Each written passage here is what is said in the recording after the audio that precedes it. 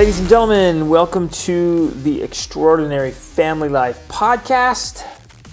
Coming to you today from the great land, the ancient land of Egypt, the desert. The hot desert of Egypt. We just came from Istanbul, well, and Turkey in general. We were there for almost 3 months. And it was green and springtime in Turkey. It was flowers beautiful. And trees and mountains Pleasant. And bushes and everything was so pleasant. It was amazing. And we thought it was hot when it got up to 79.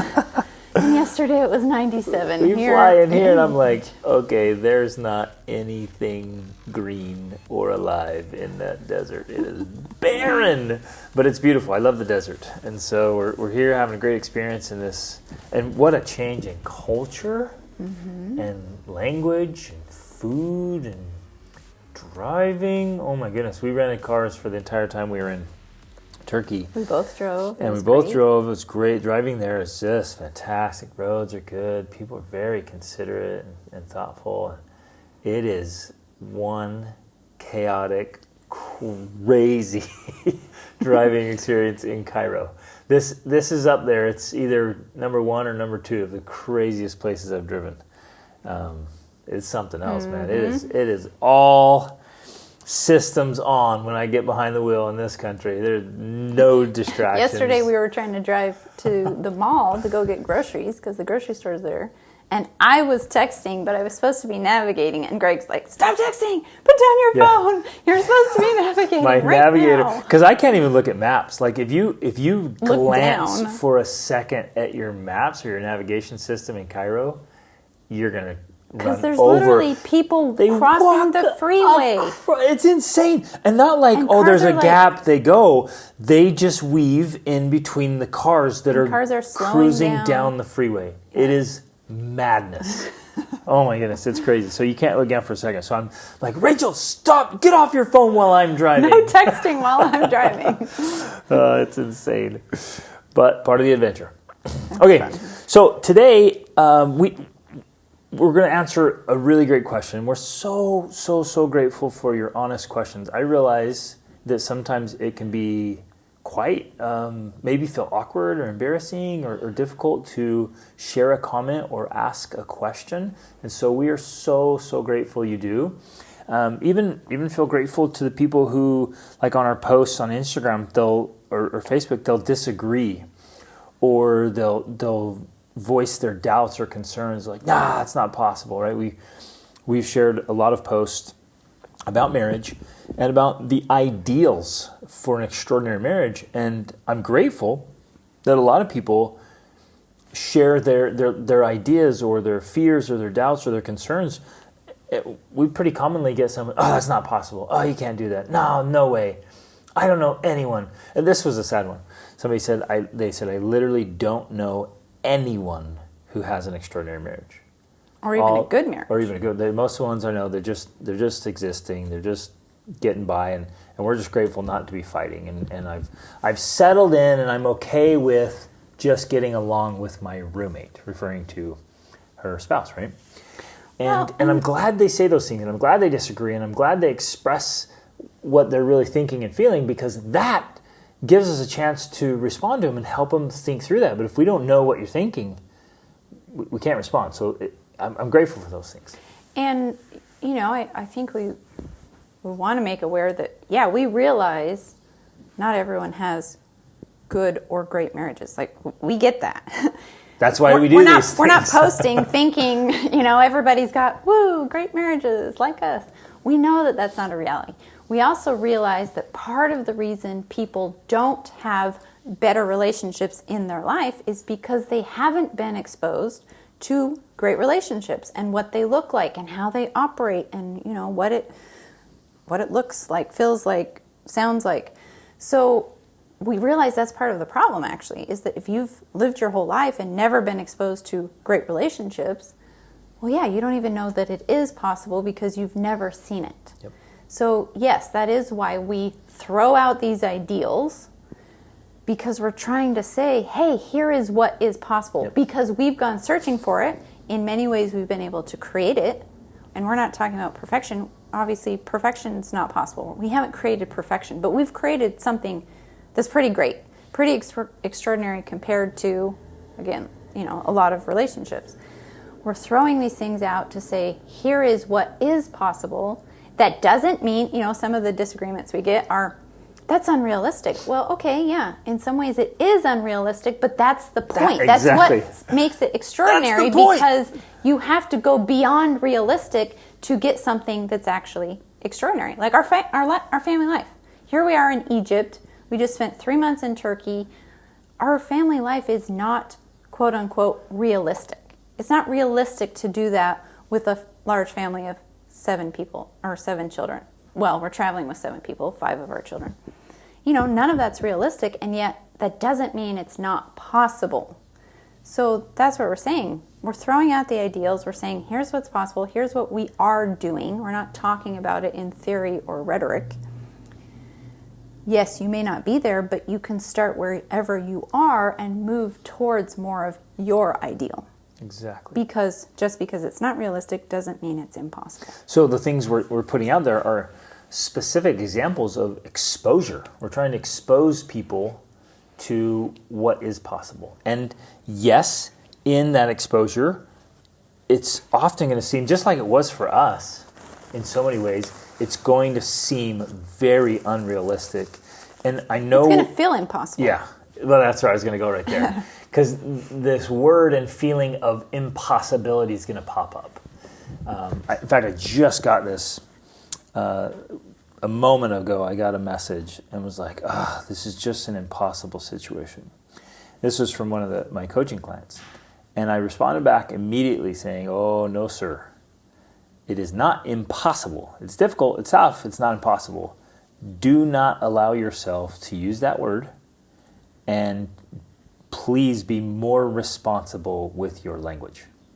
It's an important principle there. But I realize what's happening, because I remember feeling this, like, that is impossible. How in the world? There's no way. I can't do that. And it pops up with, there's no way I can afford that. There's no way I can afford that. That's impossible. I can't afford that. I remember thinking that when I had a real scarcity mentality. Or, I had, everyone else I grew up in that. I saw the mess. Most people did. And most of the people don't have the extraordinary lives. They're not pursuing their dreams. By the way, our traveling, that's just our family dream. You don't have to go travel the world. You don't have to do whatever. What we're doing is setting an example that you can pursue your unique family dream, like we're pursuing ours. And yes, it's unrealistic. That's the point.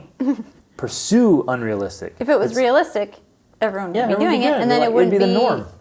Extraordinary. Yeah. Well, and if we had even told ourselves back when we were newly married that we'd one day be living the life we're living now, we would have literally thought at that point that it was impossible. And we would have laughed you to scorn. Oh, I know. What a crazy... Our big dream then, when we were newlyweds, was you were going to retire early at like 63. Yep, I remember so that. we could go live in another country. If we save and scrimp and do everything, we'll retire 2 years early and then we'll go live abroad. Travel.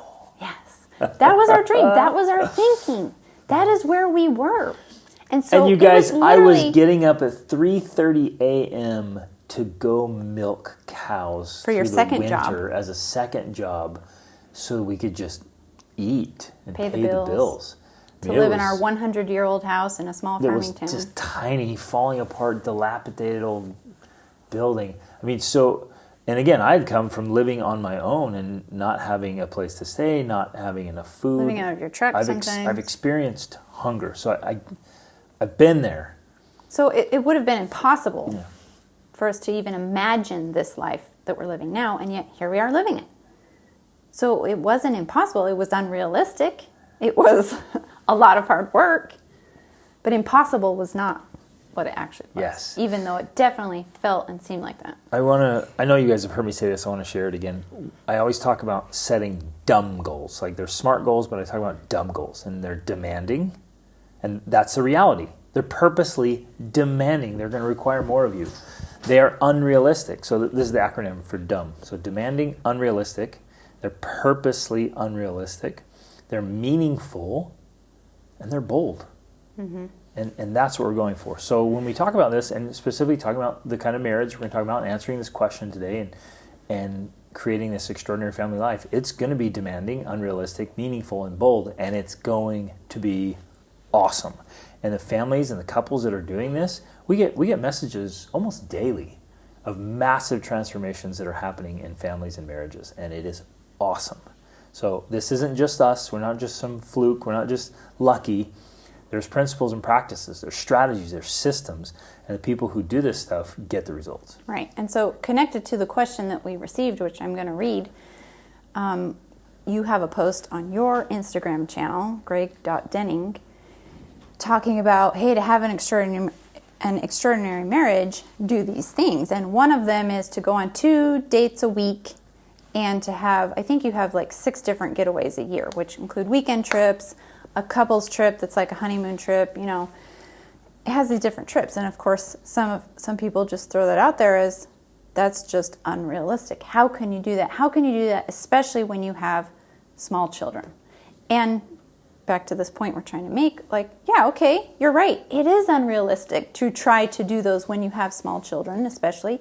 But that's the point. If you want something better than you've got, you have to make more sacrifices, which means you have to get creative about finding ways to do these things, even in a small way. We're not saying you have to go all out and, you know, spend $1 million or, you know, anything close to that. You can make it cheap. You can go camping. You can do a lot of different things that are free or cheap or less expensive, or your that date take less time. Could literally be a walk around the neighborhood holding hands, totally focused and present with each other. Right. And ask or while the meaningful baby's questions. sleeping, you're in the other room together, you know, like you can get creative about doing it. It doesn't have to be impossible. Right. You don't just have to throw it completely out and say, oh, that's not realistic.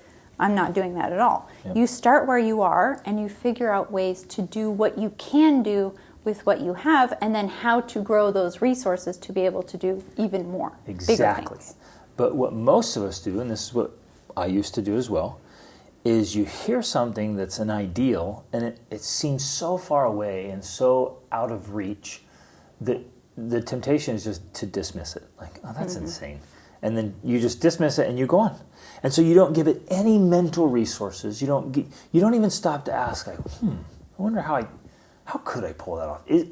What could I do? Is there any opening for me to make that happen, to make that a reality? Or to get closer to it. Yeah, okay, how about I move halfway to that? Or a quarter of a way. Could I move? But instead, it's just like, it's so far away, or that's crazy. You dismiss it and you move on, and you keep giving all your mental effort and energy and your resources to your current reality. And to why it's not possible. Yeah, exactly. You come up with all these reasons why you can't do it instead of flipping the switch and coming up with all these ways you can. You keep feeding the problem instead of creating solutions. Exactly. And so we do that. We all do that. So everything we're talking about today, but specifically, but in life in general, don't just dismiss it. Don't just write it off. Don't throw it out. Oh, that's impossible. Start working on it. Like, man, how can I make this a reality? Okay, so that ties in exactly with what we're going to talk about today, answering a question that we received, which is a great question, a very important question. And very specific, which I like. And very specific. So I'm just going to read it here. I just listened to one of your trainings, and you guys mentioned having sex 4 to 7 times a week. I prefer 7, but 4 is... Well, and my first thing was like, what, did we really say 7? Like, I don't know that it's actually every day. 7, that's a lot. But I would say 4 to 6, maybe 3 to 6 sometimes, depending on the travel schedule, especially. If there's a podcast or a training on this summer, please direct me to it. Here it is. We're doing it. I'm a morning person, and my husband is a night owl. I wake up at 4, and I go to bed at 9. He wakes up at 8 and goes to bed at midnight. I have 6 kids and homeschool and do my business on the side. So far, not too many differences from us. You are more of a morning person. I'm more of a night owl person. We have 7 kids that we homeschool. We are both working on businesses full time. How do you create time to do it that many times a week? I feel like it takes too much time. I'm working on upgrading my thinking, my thoughts about this time with him, but this is where I'm at right now. And I don't know where to add it into my schedule. And honestly, I'm in pain after we have sex all day long. How do you do it so much, and how do you make it a part of your schedule and life?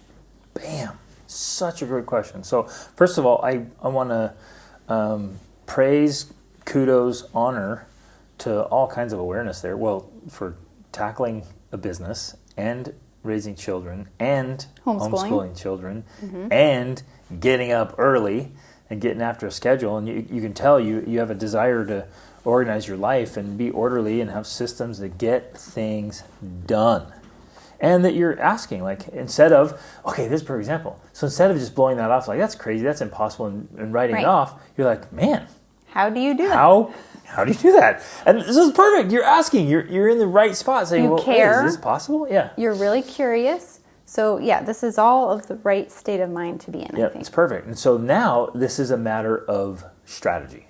Well, and so the first thing tools. that comes to mind, especially as you're talking about, she's doing all of these things, which is also the type of person I am. Like, you're active, you're ambitious, you are doing and taking on all of these things. And for me, what I was able to switch that really helped improve our sexual relationship, because again, it wasn't always as great as it is. We went through challenges, especially when you're having the babies, especially when you're pregnant or nursing and you're sleep deprived, all of these things. Obviously, that's not a great lead into sexuality, And so what switched it for me was when I studied it and I was able to fully understand how important it was and how critical it was for our marriage relationship and for your emotional well-being. Yeah. I was trying to maybe see if there was another word. Physical, maybe. I think even physical well-being. Mental well-being. Yes. Like it is interesting, just the powerful, intense mental, emotional results that I have from making love to you. Right. Like, it is all consuming beforehand, and then during and afterwards. I don't know, I've heard, and I've shared this before, I've heard men talk about it. It's like, man, you feel like you can take on the whole world. I can fight dragons. I can conquer. I can do anything, as long as things are good with my wife and we're making love, and it's great. Like, let's go. But if it's off, and I don't know why this is. I don't know where that connection is. But if it's off, it's just everything else feels off. Everything else feels worse. Mm-hmm. And it's just a really interesting phenomenon for many men, if not most. And I remember the time when I didn't understand it the same way I do now, but I kind of understood it in a way, but in a way that it felt needy to me, or it felt like this requirement that I had to fulfill, like I had to fulfill that for you. And it was annoying or a bother, in a way, a burden, exactly. And so... and to that point, you literally are the I'm a only... burden and a bother? Now's the moment let's have a talk here. No. I'm the only one who can fulfill that. Only person on this planet who can fulfill this desire and need. Exactly. Right. For me, like, what are the alternatives? Right. Masturbation's not. Pornography's not. Right. Adultery's not. Well, that is a solution for many people, which then leads to further problems in their marriage. But yeah, if you're trying to create this extraordinary marriage, that's not an option. Yeah. But so what happened, what switched that for me, where I finally no longer saw it as a burden, but I saw it as an opportunity, a privilege, a responsibility, just like the privilege and responsibilities you have. It's this mutual shared two-way street where we're both giving and we're both receiving. And for me, that was the connection I have to my, I would say, need, emotionally, physically, mentally, to connect and talk with you, intellectually, to cry on your shoulder, to, share my burdens with you. Like, I literally have that need. I have to talk to you, I have to get things off my chest. I have to share with you. You've got to unload what's on your mind Exactly. and in your heart. And I know that for many men, that feels like a burden. To have to sit and to listen to your wife talk for an unforeseen amount of time, it feels like torture. Torture, exactly, yes. And what makes it really interesting, and I think these are great parallels, is because I don't have that same need. Right. I love talking to you. Right. I absolutely love it. But I don't have this need to like, just get it all out and ugly cry and do all the stuff. Right. And so, and you don't have the same just strong sexual drive and needs that I have. Right. And so what we're doing is we're both trying to understand the needs of the other without experiencing it ourselves. And so it's a really important perceptual interchange there of like, oh, wait a minute, like, Yeah. I've got to take care of this. This is my responsibility. Do I just look forward to like, oh, I can't wait till she comes in and just cries and complains and tells me all, just does the feminine unloading, like, but I do it joyfully. Right. Well, and I think that this is important here because, like you said, it's a mutual exchange, and you can learn. Both of us, I think, had to learn to make it a joyful thing that the other wanted to do for the other person, right? You have learned to enjoy and appreciate my need to talk to you. And I have learned to enjoy and appreciate your need for physical sex and intimacy. And together, that has made us both better. Like when we've finally understood that and then we're able to work together with each other's needs, well, that's what keeps us connected, not just physically, but emotionally, mentally, spiritually. Like it's this whole connection instead of just, and I think this is where a lot of couples are going wrong. They're disconnecting it. They're not seeing intimacy, and I would say sexual intimacy as this full circle of connection. Yep. They don't see the woman's need to talk and connect as important as or equal to the man's need for sex. And so when I finally understood, this is what really switched it for me. Because I thought, what if I'd had a hard day, I was stressed, I was tired, I just had all of these things I was worrying about in my mind. I'm worried about the kids, I'm worried about World War III, I'm worried about, like add to the list of all the things I'm worried about. And I just needed to talk, I just needed to vent, I just needed to get some things out. And I come to Greg and he says, you know what, hon, I just have a busy schedule. I have been doing all these things all day long. I have a headache, I just don't want to talk tonight. I would feel so rejected. I would feel so hurt. I would feel so... And I know that this is happening with people, so I get it. I understand that this is a reality. But if you do that to me, if you did that to me, that's about how you feel when I say no to you for sex. Because not only is it's not like you're just coming to me because you need to fulfill some sexual urge. It's an emotional, vulnerable thing for you to be able to initiate sex. Because if I reject you, that hurts. And so you're being open and vulnerable in that moment when you try to put the moves on me or when you try to, hint or advance, our sex in any way. And turning you down is a rejection. And so when I was able to look at it the other way and think, yeah, if I came to him and just felt this need to connect with him in this way, and he was just like, oh, I'm too busy, I'm too tired, I got a headache tomorrow. Or whatever. I listen to people all day today, babe. I don't have it in me to listen to you too. Right, which is the same thing moms say. I am touched out. I've been touched all day by kids. I just can't stand for you to touch me right now. I mean, that right there is painful. It hurts. And then make it even worse. Imagine if we went a week like that, or 2 weeks, or a month, or worst case scenarios, we've heard of marriages where they've gone 5 or 10 years without sex. Yep. That's like 5 or 10 years without talking. Yep. A marriage can't survive on that. It literally cannot. There is one thing that you share, even more than the time. See, this is why it's even more important, because a woman can ultimately go talk to someone else. She can go vent to her mother or call her sister or call her girlfriends or whatever, and then, bash on her husband if she wants. But and it's a form of release. It's a form of connection. It's Right. actually a form of intimacy. So it fulfills that need in a way. It does not bond her to her husband more, which is ultimately the point and purpose of this. And a tragedy in that moment. Right. But it is another option. But if a man goes somewhere else to fulfill his sexual needs, well, then obviously that's a major problem, right? If he turns to porn or masturbation or adultery, that's a big problem.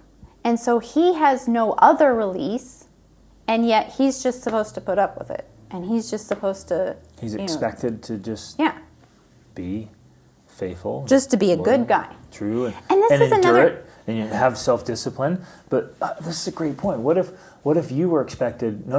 Either you Don't talk go to me, or you don't talk. Exactly. Don't go talking to other people. You just deal with it. Why don't you have more self-discipline? Why don't you have more control? Why don't you... This is just between us. Right. Why don't you keep it? And this is one of the things comparison. that kills me, because we've seen it a lot, especially in very religious people in relationships, that the women tend to think that, well, this sexual drive, it's not very holy. It's more, the natural man. It's more of the fallen world. And so you need to be a good guy, and you need to listen to me, and you need to be a good husband, and you need to fulfill all of my needs. But your need there, you need to control it. You just need to control it. Like, you have that need just so you can control it, so you can become more spiritual by not indulging it. That's not true. That's a lie.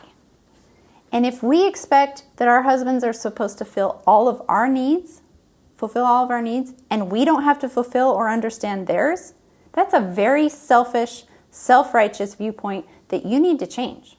Seriously. Because it's not his job, and nor does he necessarily enjoy doing it. He doesn't want to hear you bitch and complain all the time about all of your problems and get nothing out of it. And that's not to say that, it's meant to be only for that purpose, like, I'll listen to you if I get sex. That's not the point. Yeah, it's not a straight exchange. It's not. No. I'm not holding out this string of like, I'll listen to you if it's afterwards not we get so sex. It's like, I am wholeheartedly committed to helping you with your desires and needs. Right. Period. Like, full stop. Exactly. You are fully committed to helping me with my desires and needs. Full stop. Right. We're not. We don't carry around this scale. Like, last time, I'm leaning. Last time we talked, and now it's time for sex. You talked for 2 hours the other day, so let's get out the stopwatch. Exactly. No, it's not like that. It's you're giving your full self, and you're being there for the person without, expectations. But because of that, because you do that, there is something you receive. And that's normal and natural. Because as human beings, we don't just go around giving of ourselves fully without expectation or some sort of reward. And people might say, well, no, that's not true. It's being selfless. Well, no, the reality is that's not actually how it works. Because even if you're trying to be a selfless person, the reason you are is because you get a sense of significance by being a selfless person. So when it comes down to the psychology of it, there is always some sort of reward, if you can use a different word if it works better for you, that you receive.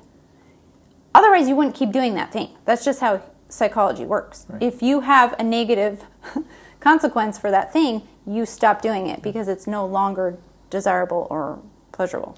But conversely, if you get a positive reward, or this benefits or rewards or just good things come your way, you naturally want to reciprocate. You want to share. You want to help. Like if I just, with no strings attached, I just listen and I help out. I help Rachel close her tab, so to speak, and I'm just cognizant and aware, and I help her. I'm automatically, naturally more appreciative, more open, more even attracted. I'm more attracted. I feel more attractive because I feel more cherished. I feel more, I want to use the word open again, but open in a sexual way. I feel more receptive because I feel noticed, appreciated, cherished, and attractive and attracted to you when you pay attention and you do these little things and you notice and you know how to respond to my being out of sorts. If I'm off in some way, you've learned what to do and it works. And then I'm like, oh, you're the best husband. I love you so much. You know exactly what to say, exactly what to do. It's not manipulative in any way. It's just we've learned how to work together, and it continues to close that circle, so to say. My needs are fulfilled, which make me want to fulfill your needs, which makes you want to fulfill my needs more, and the circle just remains closed and connected instead of open and broken because, well, you never talk to me, so I don't want to have sex with you, and you never have sex with me, so I never want to talk to you. Why should I? And then it becomes a bat. Yep. And I think seeing a spiral, it can spiral down in separation away from each other, or it can spiral up. And so maybe it's in a like a shape of a pyramid. The spiral goes out farther and farther and stretches out. But as it spirals up, you get into the oneness and the closeness of proximity. And from my side, like if you say yes often or even initiate sex, or the man's dream is he gets up and starts his morning and gets a text that says come back to bed. He's like, oh. Whatever little things are like, hey, come home for lunch, or I can't wait for you to get here. I just bought something for you. Whatever. Just whatever. Or a little, you're away on a trip or you're working or something. You get a little bit of sexting from like, holy guacamole. Those kind of things, again, create this desire like, oh my gosh, I want to do all kinds of things for her. Yes. Like, this is amazing. And so she does it without strings attached, but naturally I'm like, oh, I want to do more for her. Exactly. So it creates a beautiful relationship. And this is one of the other challenges I see women getting into, and this idea or this mindset that this type of thing is annoying to them or bothersome. It's like even on one of the comments on your Instagram post, someone was like, yeah, well, one of the things extraordinary husbands should do is to stop making sexual comments every single day, And, I get it. There can be a place where that's crass or annoying or whatever. But honestly, at this point, if you go a day without making some sort of sexual comment or hint or an innuendo, I'm kind of like, what's wrong? What's going on? Is it my outfit? Do I not look cute today? Did I do something? What's up? What have I done? But what's the alternative here, ladies? Would you rather be ignored? Yeah. Despised? That he's uninterested? Would you rather have him be uninterested? Or unattracted? And women think, well, I just want him to love me, but without the sex. Well, no, it doesn't work that way. I am sorry. Yep. It doesn't work that way. If you want to be married to a man, the sex comes with it. Yep. So you either learn to embrace it and enjoy it and work with it, or you literally get a roommate who he's going to disconnect from you. That's what he has to do. In order to turn off that sexual drive and that sexual interest in you, he basically has to disconnect himself from you, because the more loving feelings he has about you and for you, the more sexual interest he's going to have in you. So if you want him to be interested in you, it's going to come with the sexual interest. That's it. There's no getting around it. So, spot on. Let's work with it. Let's embrace it. Let's see what a beautiful thing it is, because it really is. I've over the years learned, especially, that I am so grateful for this sexual interest you have automatically, naturally, daily, weekly, because it keeps us connected. And it draws me to you. And it draws you to me. And without that draw, it's so easy for us to each get lost in our own projects, in our own activities, in our own lives, where we don't really have to talk to each other. We don't really have to connect with each other because, I've got my thing and you've got your thing, and we can live our own little lives and no big deal. And that's what happens to a lot of people, especially when over time, the man learns what's the point of trying to initiate sex with her because it's never going to go anywhere. And so he just loses himself in work or other things. He has to. He has a survival mechanism. He's just going to dive deep into work or projects or hobbies or sports, anything to try to distract him from this desire and drive that just gets shut down. What's the point? Right. What's the point? So, that being said, that's the whole... Let's hit one more element. Before we dive into the specific strategies, I was just sitting here thinking, if you deliberately, and this is a choice, love is a choice. If you deliberately choose... And sex is an act of love. Yes. That you can choose to engage in. Yeah. If you choose to just turn up the love dial, if you decide and deliberately work on your thoughts and feelings and actions to love more, to be more in love, what'll happen naturally is you'll want these things to happen. You'll want to have sex more often. You'll want to go on dates more often. You'll want to do the overnighters. You'll actually just naturally, like, gosh, I am so in love. I am so in love. You'll naturally, you know this because when you were dating or engaged or recently married, like, you couldn't think about anything else. Like, you'd take care of what you would do is like just to get it out of the way so you could spend all this time thinking and strategizing, like, how can we be together? How can we make this happen? How could I do this and do that? Like, it consumes you, and you put, again, all your mental resources and effort into trying to do all these good things. So I just want to throw it out right now before we dive in. It's like, if you increase your love and your desire, you'll find more ways to make this happen. It'll be a driving force and a motivator, so you won't have to sit there and be like, how can I fit this in? You'll be like, ooh, I'm going to make space for this. And I'll fit it in here, and I'll fit it in over here. Oh, I'm going to do that. I'll move this around. Like, you'll move heaven and earth to make your dates or your trips or sex happen because you want it. And it'll be driven by just being passionately in love and attracted again. Yes. And so to get to the specifics of how to do that, because I know there's going to be women who are like, really? Will I ever get there? Will that ever be what I want? And for me, I had to start out with, back to this, the idea of you're ambitious, you have all these things going, you have all the schedule that's full. I realized, because this is when you have to start walking through and being strategic. Because I had to study about it and learn about it and understand why it was important and why it mattered and why I needed to care.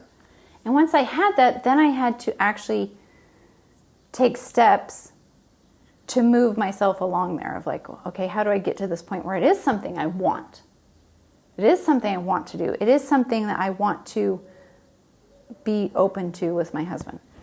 And for me, one of the first things was like putting it on the calendar. I literally had to do that. Because I recognized for my own brain, here's the challenge for women. At least, obviously not all women are the same, but in my brain, one of the reasons I didn't have interest in sex, let's say, is not necessarily because of sex itself. It's not that I didn't enjoy it when it was happening. That's a different issue. If you're not enjoying it when it's happening, that's something else we can touch on. But it was the fact that, well, kind of like she mentioned here, it took so much time. And the biggest problem was I didn't have that time allotted on my calendar or in my brain. So I already sex was an interruption. Exactly. I already had this plan in my day of like, I'm doing this, and then I'm doing this, I'm doing this. And I had this to-do list that was way too big to get done during the day. And so if I had to make time for sex that wasn't planned for, that was just going to throw everything off. And now I'm behind. So it was this major mental obstacle to having sex because it wasn't in my brain and it wasn't on the calendar.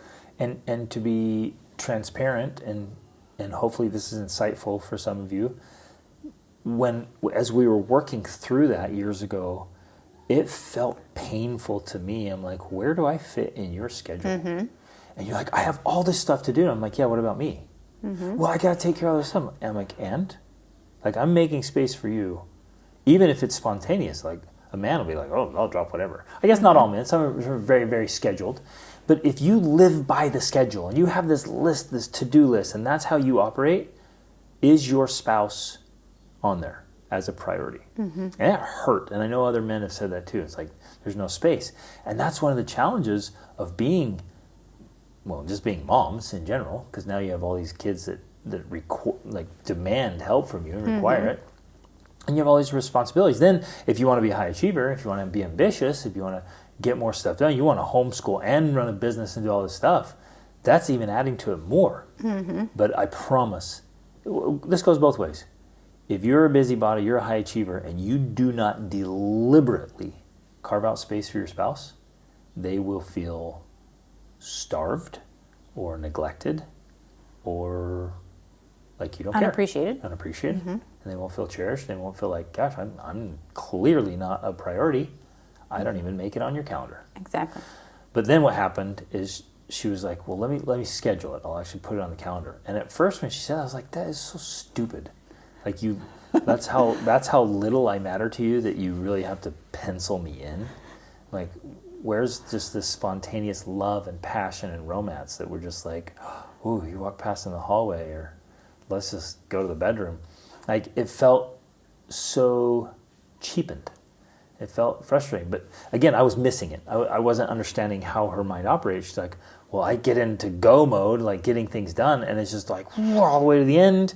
And like, so putting it on the calendar actually ensured that it happened. Well, and eventually I was like, well, fine. I'm willing to have sex at 9 sex. on the calendar than no sex. It's way better. So I'll acquiesce. And I was like, okay, it's still good sex. So can we put it on the calendar more? This calendar thing's working. But that was a progressive step in that direction. Right, exactly. And so that's why it's so key for us to be able to understand this viewpoint of each other, of, each other's brains and bodies and everything.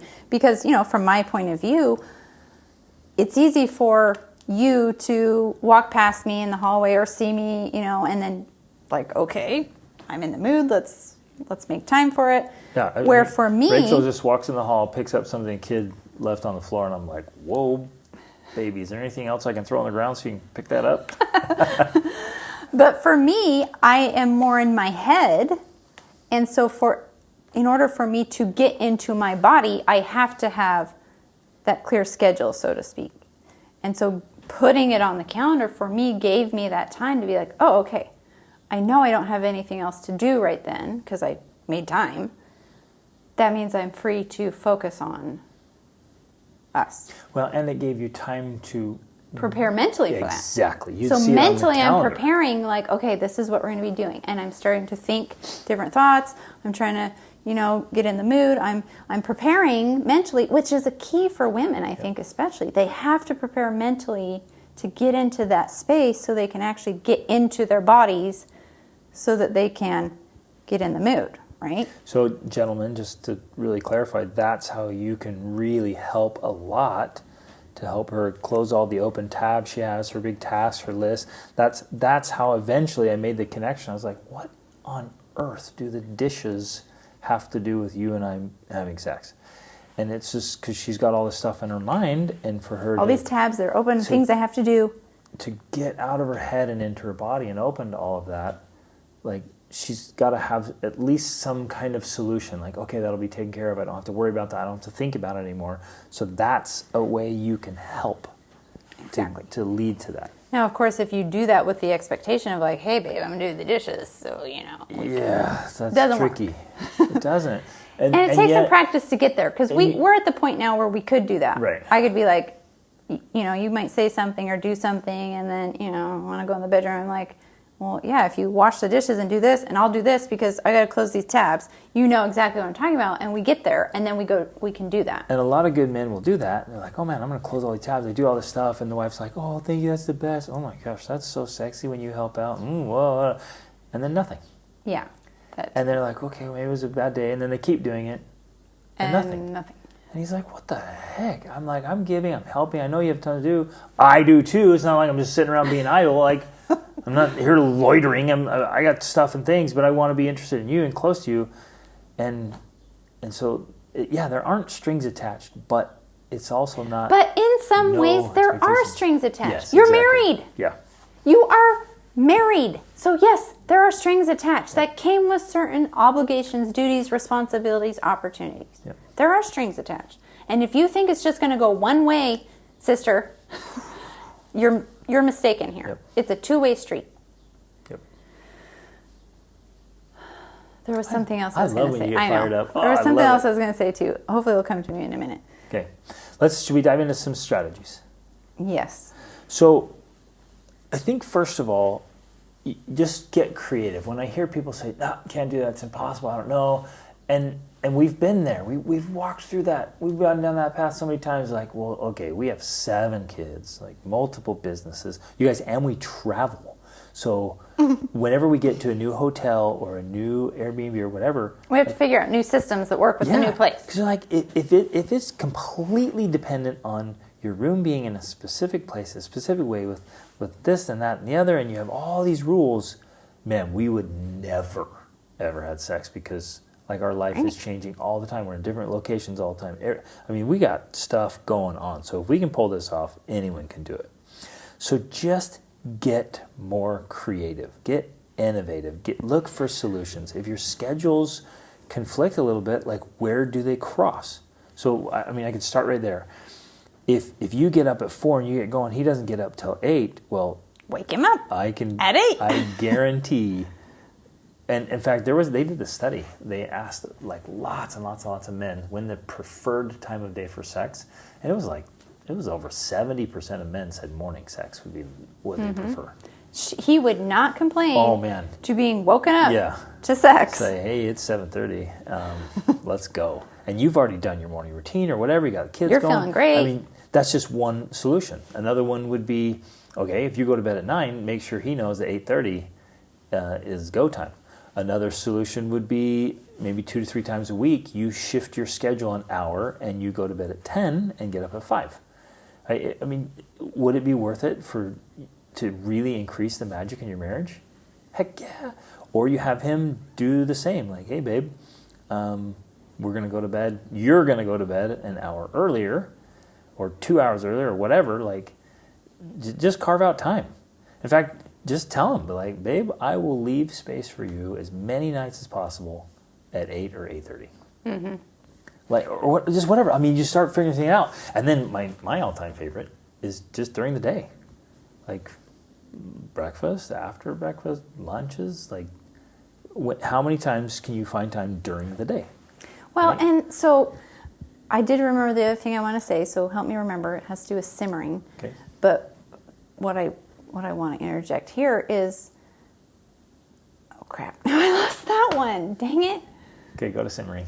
Okay, I'll talk about the simmering, and then we'll go back. My gosh, I've got so many thoughts flying in my brain about this. We need to keep a notebook. Yep. Around. Okay, I'm going to talk about the simmering, and then hopefully the other one will now come back. So one of the reasons women don't like to have their husbands make advances or, say things or I think one of the reasons it bothers women is because they assume it's going to lead to sex. Oh, if he touches me or if he kisses me or if he cuddles me or if he holds me, it's going to lead to sex. And it's like they have this fear that it's going to lead to sex, And in fairness, the man's hoping that every right, in fairness, I get that. But it also doesn't mean that it has to lead to sex every single time. And that was another mind switch I had to make, was because I used to think, oh, I don't want him to come up and cuddle and do that because I don't have time for sex right now. I don't have time for sex in the next 15 or 20 minutes, right? But it doesn't have to work like that. You can do this thing, which I now think of as, I call simmering, where it's okay to flirt a little and be a little touchy and be, have a little bit of that emotion or feeling, that sexual feeling come up. That's okay. And then let it simmer. And later, when you have time, then you can have sex. And especially if you do that, then you in the mind of a woman thinks, oh, we're going to have sex later. Maybe tonight, maybe tomorrow. You're preparing you're again doing that mental preparation of like, this is going to come up. Okay, like I'm going to prepare for that. And so then it can help you to get in the mood. Now the problem that I used to do, and I think women do, is instead of allowing that simmering to occur and then think, okay, we'll have sex later, and you prepare for it mentally, they get stressed and worried about it and think, oh, he wants to have sex. What can I do to avoid it? Yep. And so they put all of this, and I used to do this, all of this energy and attention and stress and worry into how do I avoid sex? We won't go to bed at the same time. I'll get caught up in something else, so I'm busy, and he'll think, oh, she's busy, so he won't try to put the moves on me. It's such a waste. Yep. It literally is a waste because, one, you're saying, oh, it takes too much time. That takes too much time. Trying to avoid sex, I guarantee, because I did it, takes more time than actually just having sex. In fact, let me add to this because I hear this quite often, that it'll finally come to the surface and she's like, we just can't have sex as much as you want because it takes so much time. And so this is a perfect example, like 90 minutes just talking, just going on and on, telling why it's so frustrating because I just take so much time. And he was like, are you kidding me? Like, we could have had sex 3 times by now. Exactly. And as long as it takes you to tell me how you don't have time for sex, we easily could have had sex multiple times. Right. And why don't we just break that up across 3 days? So instead of 90 minutes you spent just telling me that you don't have time, we could have had sex 3 times this week. Right. So at some point, just go have sex. Exactly. Because what happens, and here's what I figured out. At one point, I made this commitment that I was not going to say no.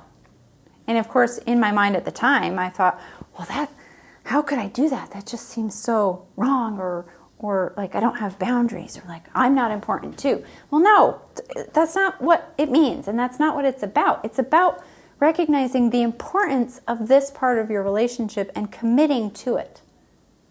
And so when you recognize that your husband's being open and vulnerable and is willing to reach out to you in an effort to connect, don't say no to that. He is trying to connect with you. Yeah.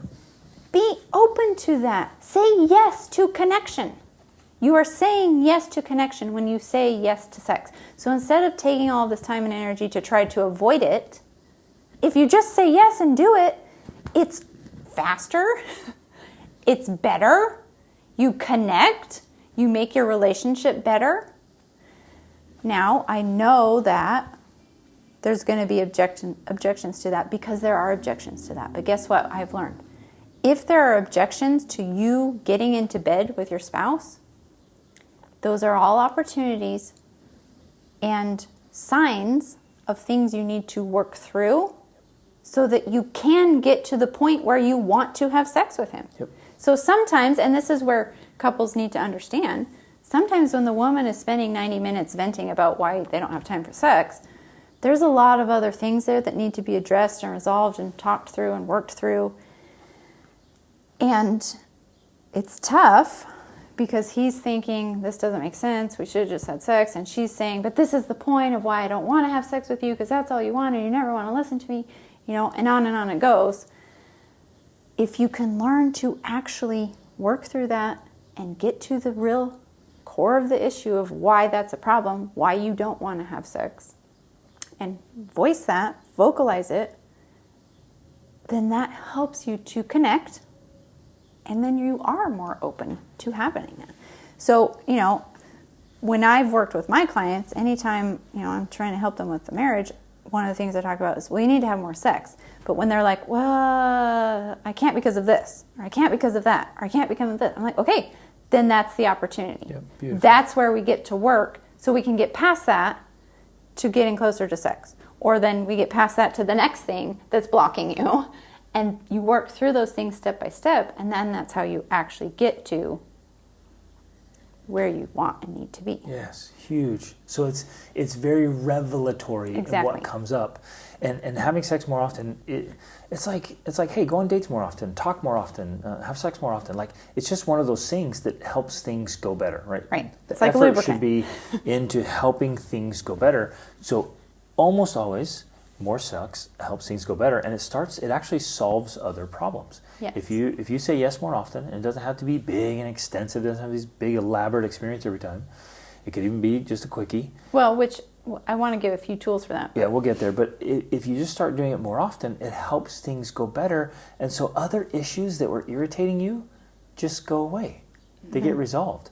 Or if you're like, yeah, I would say yes, but he doesn't do X, Y, Z, it might be connected. It might not. It might just be a separate issue. Like, hey, he said he would clean out the garage. He's never cleaned out the garage, so I'm withholding sex. Like, well, it could be related. I can see how it could be related, but it also could be just separated. Like, he needs some tools and strategies to follow through with execution. He needs some tools and strategies to be more organized. Like, don't connect things that aren't pretty directly connected. Yes. And I would also say, I know at least where we are now, and I think I could have found a tactful way to do this before, of just tactfully, lovingly, vulnerably saying, you know what, hon, I am open to this. Let's have sex. I'm not withholding it, but I know you don't get it. To me, I feel these obstacles. I feel these blocks. When I ask you to do something and you say you're going to do it and you don't, it makes me feel more closed off. It makes me feel less receptive to your advances.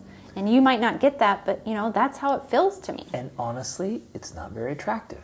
You could say something like that, right? Again, where you remarriage that, let him know, like, hey, it's unattractive to me, whatever, and spell that out. And honestly, if it's like a health or weight issue, like, babe, like, and again, it can be sensitive, but it doesn't have to be. It's like, look, let's get in good health. Let's get in good shape. Let's drop the extra pounds. Let's dress up. It's like, you haven't dressed up forever. You're not taking care of yourself. That's just not very attractive. Like, bring up all these things because it's going to help everything improve.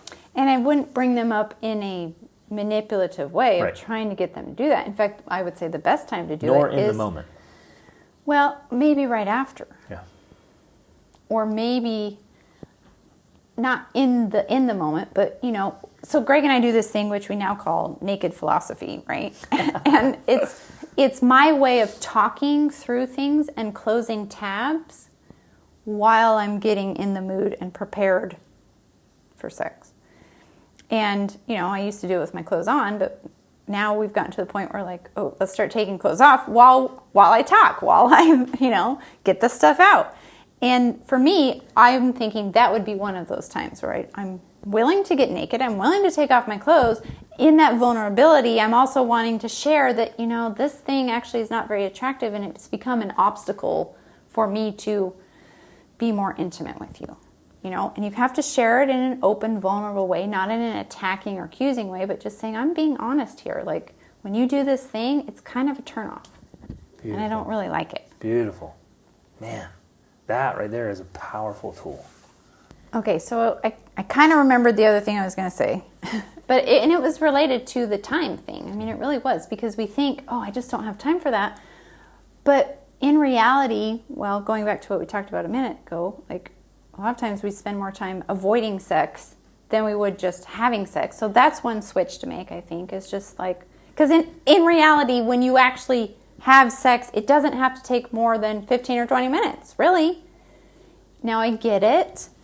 Ideally, for women, they would like a lot more time than that, or they would need a lot more time than that. But when you have multiple businesses and you're homeschooling and you have all these kids like we do, you have to find ways to make it faster and quicker. You just do. Like, that's just the truth of raising a family.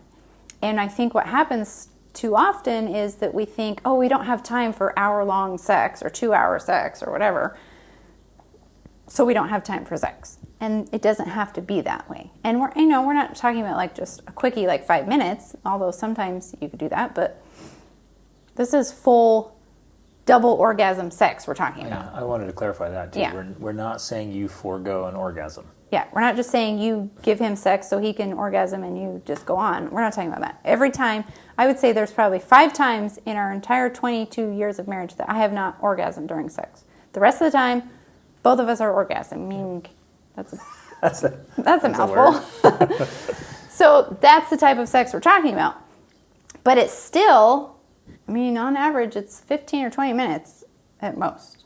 And you have learned how to get there faster. Yes, which includes, closing the tabs, mentally preparing beforehand, expecting it, knowing it's, all of that helps to prepare to get to that point.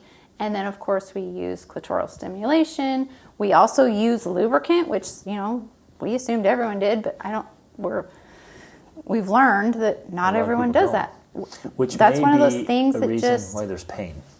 Yes, okay, so it mentioned pain. That might be one of the reasons. If you're not using a lubricant, there's going to be pain, and that's going to last throughout the day. If you're not having sex more often, there's going to be pain. The more often you have it, the less painful it is, and so then you're not dealing with pain throughout the day. So using lubricant, we just use lubricant every time because we can't wait for my body to produce all of the things, through a lengthened foreplay, so it's a hack. We use the lubricant because we have a time crunch. We have, 15 minutes while the kids are busy. And one of the things I have definitely appreciated, I'm just going to walk through some of these things that were all barriers to me. For me, I was concerned about the mess.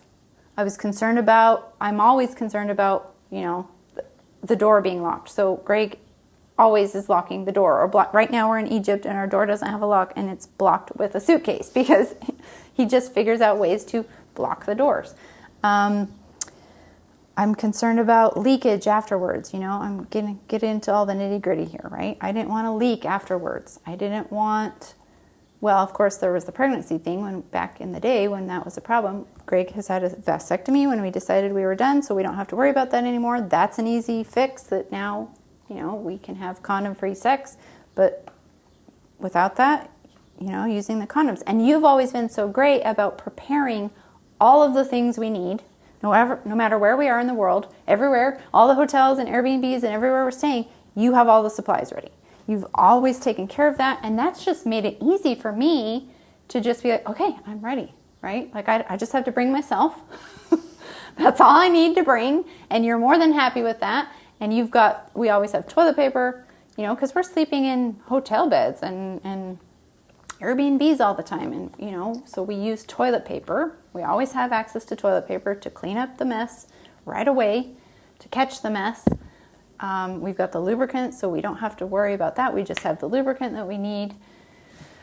We've got the door blocked, everything is there. Any hesitation that I have, we've addressed it and found a solution for it. For me also afterwards, I just always have a tampon or a pad and I just wear it for a couple hours so that I'm not bothered. It seems dumb, but sometimes for a woman, it's those little things. I would think, I don't want to have sex because then I'm going to be leaking for hours. Semen for hours, and that's annoying. I don't want to, And so I've just found a solution to those things of if that's a problem, here's how I can solve it. So instead of me damaging my relationship with my spouse by saying no when I'm worried about leakage, I can say yes because I have a solution to that thing that's an annoyance to me. So you just have to kind of go through that whole process of thinking, why is it, back to this idea, why is it I don't want to? What's holding me back? What's making me say no? And then whatever it is that comes up, find a solution for that. Just find an answer. Do I need to put it on the calendar? Do I need to have access to toilet paper? Do I need to have lubricant? Do I need to, what is it? Find a solution that gets you to yes. I like that. And again, just, we know what the alternatives are. We talked through this, but if you just start saying, how can we make this happen? How can I add it? You're busy, and it takes so much time, and it is there are inconveniences to it, and right. I think we exaggerate things then I have to get take off fully my undressed, and then I have to get redressed, and in your head, your little survival brain or your little busy brain's that's going to take 20 or 30 exactly. minutes. When really it takes you 2 or 3 minutes to take your clothes off and put them back on. In fact, if he's interested, it'll take way less than 2 minutes to get them off. But then, you're talking 60 seconds to get dressed, and so you go through it. And let's say it's 30 minutes, and 4 times a week, so you're at 2 hours, 2 hours a week to really improve the magic in your marriage. worth it. Yes, I guarantee that if you devoted that much time to sex with your spouse every week, your relationship would drastically improve. It just would. Because not only, for one thing, is he feeling so much better about the relationship and about all of that, he's going to start acting and behaving in different ways. He's going to do more of the things you want him to do and want to do those things. Yep. He's going to be more responsive and open and listening and caring and all of these things you want him to be.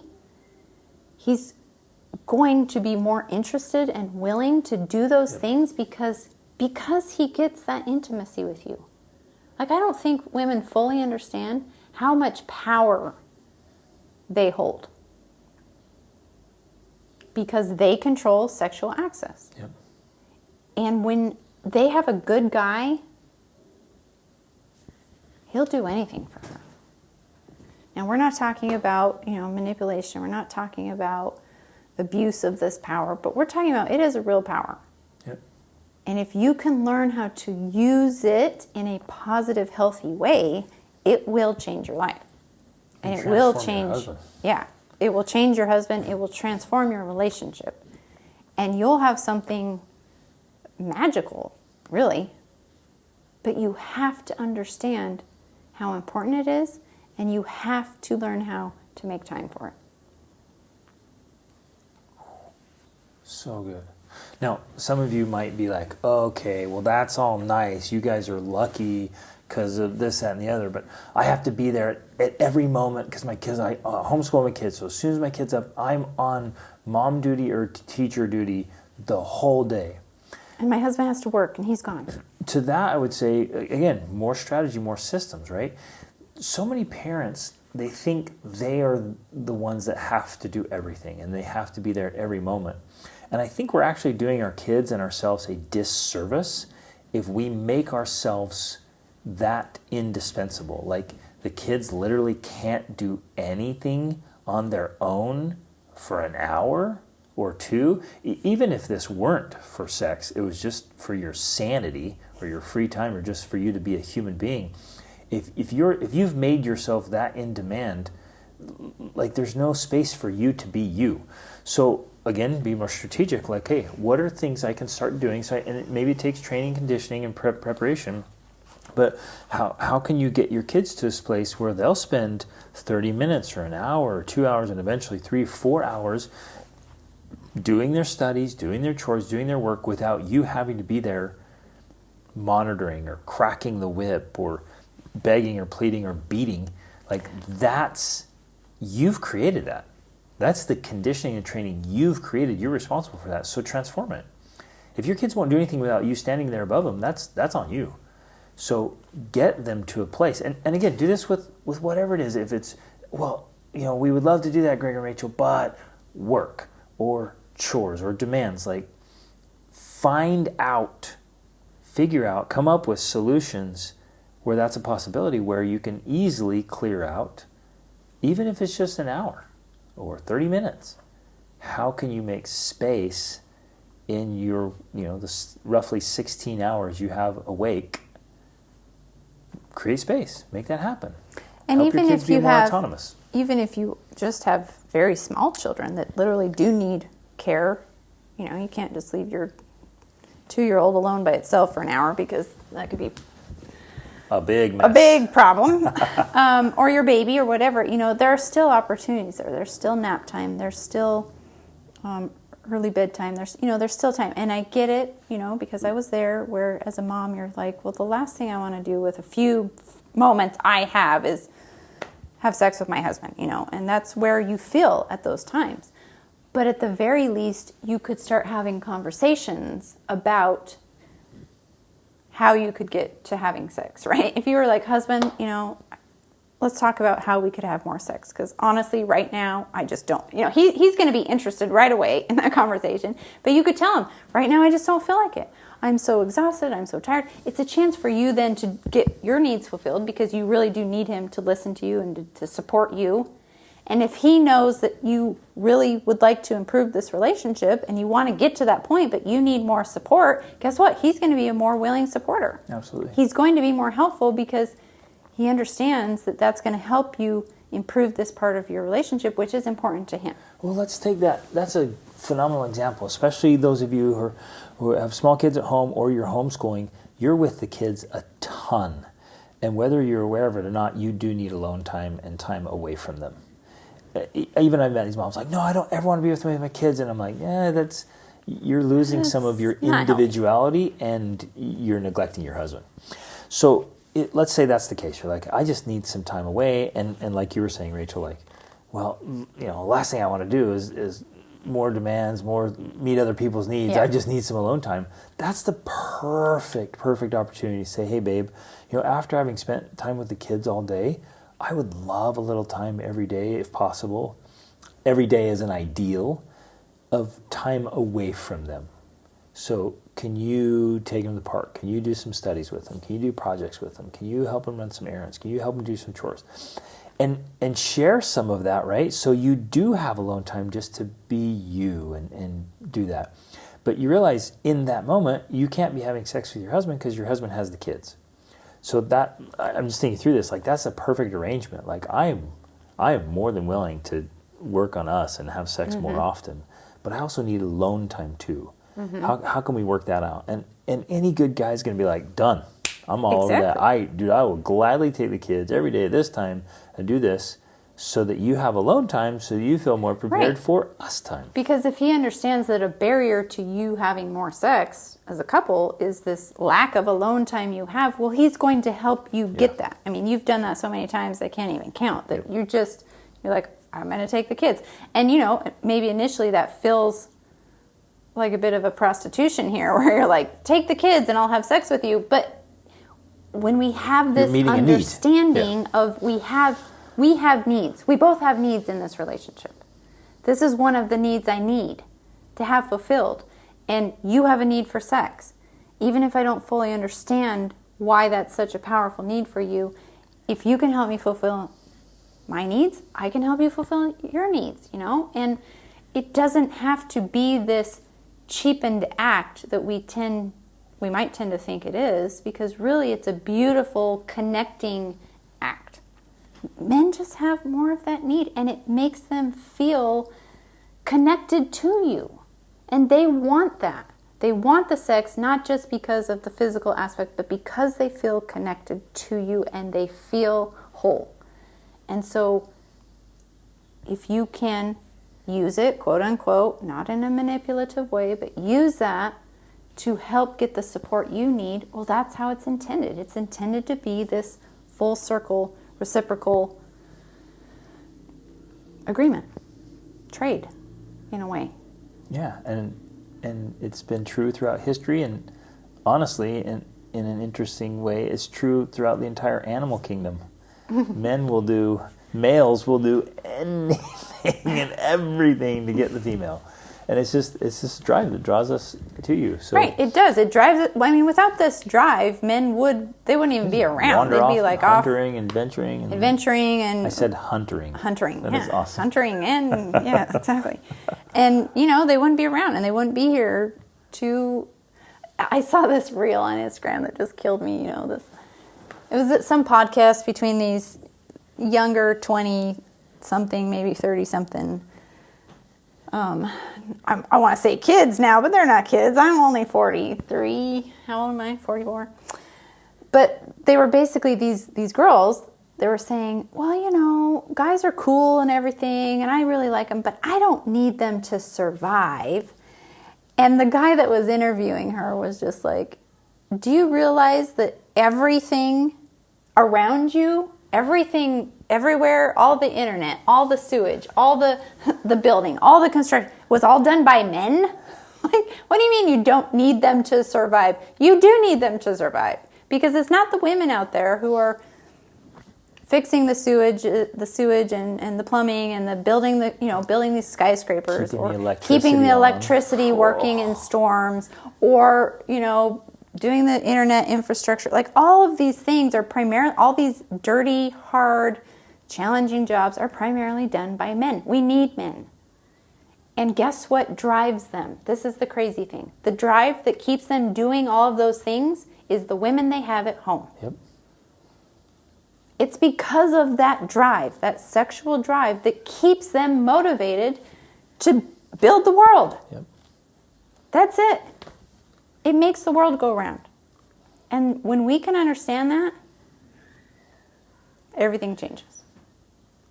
And everything gets better in your And own everything relationship. gets better. Yeah. It really does. Everything gets so much better. When you stop resenting it and being bothered by it and hating it and annoyed by it, and you start to embrace it and see how beautiful it is and how wonderful it is, everything changes. And it literally is so much better. Beautiful. So we gave, hopefully this has been super helpful philosophically and in practice with skills. If it does hurt, just keep adjusting, keep trying things to get to where it doesn't hurt. If you're not having orgasms, get to the place where you are. So both of you should be having orgasms almost every time. And so it's super enjoyable. And then, we went through schedule stuff. Get it to where you can fit it in easily, where it's not this huge disruption to your time and schedule, but it's actually something you look forward to and you want to have happen, so you have the joy in your marriage. Yeah, with the pain, there could be another underlying issue, but you're not going to know until you have more sex and then realize maybe it's a lubricant thing, maybe it's just a lack of frequency thing. But if you get past those and you still have pain, then there's another issue that needs to be addressed. And that's, again, another opportunity that there might be something else there. It's going to reveal something else that needs to be cared for. Yeah, some sort of medical or health concern. Yeah, and then one other thought I thought is, like, we use even showering time as an opportunity. Like, you're already undressed, half the work's done. Yep. So that's another time to just fit it in whenever you have a shower.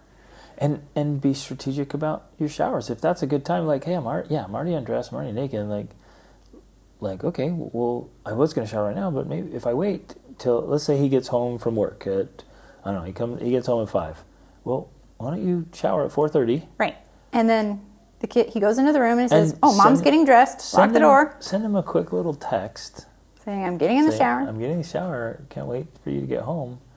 Like, holy guacamole, he will speed home, run red lights. Don't do that. You'll remind him. But you can anticipate it. If you make that a thing, then, all I have to do is to say, hey, I'm going to take a shower, babe, and then, we have plans. And it makes it an easy excuse for the kids because mom's undressed, she just got out of the shower.